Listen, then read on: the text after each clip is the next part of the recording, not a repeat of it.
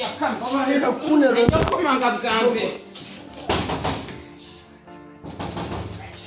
watse nkamanga YAKA mbabarira nijyo banza bwambe amukata sisi toka nuwese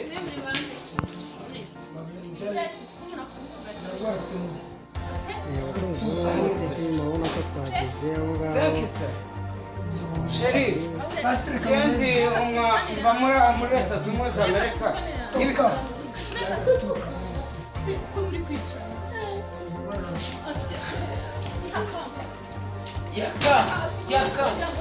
YAKA wambaye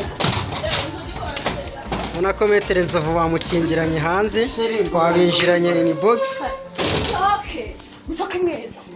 Papa musoke. YAKA ntago umuntu ndakuboma YAKA. Ego. Sibyo? Nyine mbwira. Kano kandi ufukandisha amafaranga. Yamusha amafaranga. Ufutangahe? Njye mfite 1 million. 1 million c'est quoi? Give me. Chérie, 1 million c'est quoi? Yame. Yego chérie, yego. YAKA ndagutsinda shaka. Kano kagabo kagira ngo Mubanje. kandisha amafaranga. Mubanje muyame. Oya, Nzovu ndagutuka. Ufite magana atanu. Ufite magana atanu. naye mfite chérie. 1 million c'est quoi? 1 million c'est quoi? 1 million. C'est quoi? Yame. Ndagukunda. Banzu yame. Toka. YAKA. Jam. YAKA simuzi. Oya YAKA ntago oya niba namo 1 million c'est quoi? Ni umugore wanjye. Ndakugusi. Sebakunda. Simuzi. Nzovu. Baranyishe. Oya. YAKA nako. Oya ntabwo umundongorana nanjye. YAKA ndakwica. Nasoka. Nasohoke. Wakwanga miliyoni. 1 million c'est quoi? Kuryamira. Imbaho nk'ingi. Igihumbi. Oya.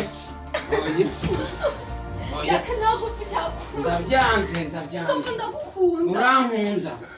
1 million c'est quoi? 1 million c'est quoi? 1 million c'est quoi? Chérie, reka twakagira nta kibazo. Telefone. 1 million c'est quoi? Banzu Banzwame. Umva. Ni mobile money cyangwa? Okay. Telefone. Telefoni ndakoza kuri mobile money. Yame. Ndagwa chérie. Sinkwemeye Nzovu. 1 million. 1 million c'est quoi? Sinkwemeye. Njye warankunze. Njye ndi umucuruzi. YAKA ni imbwebwe. Sibyo? Ndi umucuruzi ujya Dubai. Okay. Uzanjyanayo. Nzakujyana Dubai. Reka twakabyizi. Ceceka ufite ikibazo. Gute? Reka sawa.